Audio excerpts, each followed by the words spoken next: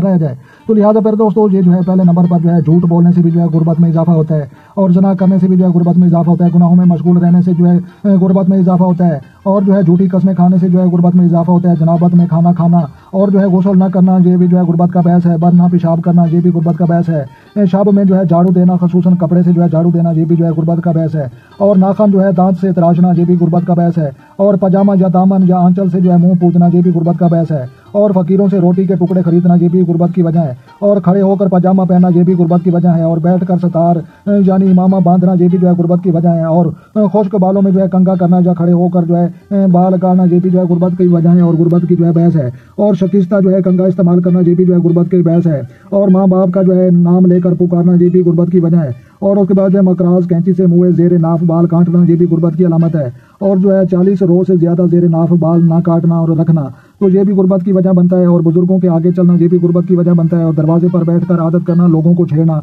ये भी गुर्बत की वजह बनता है, और लहसुन प्याज की पोस्त जलाना ये भी गुर्बत की वजह बनता है, और मकड़ी के जाले दूर ना करना ये भी गुर्बत की वजह बनता है, और जो को जो है जिंदा रखना और ना मारना तो लिहाजा जूं को जो है ना मारना ये भी गुर्बत की वजह बनता है, नमाज में कहली करना या नमाज ना पढ़ना ये भी गुर्बत की वजह बनता है, और फटे हुए कपड़े को ना सीना ये भी गुर्बत की वजह बनता है, और फजर की नमाज पढ़कर मस्जिद से जल्द निकल आना ये भी गुर्बत की वजह बनता है, सुबह के वक्त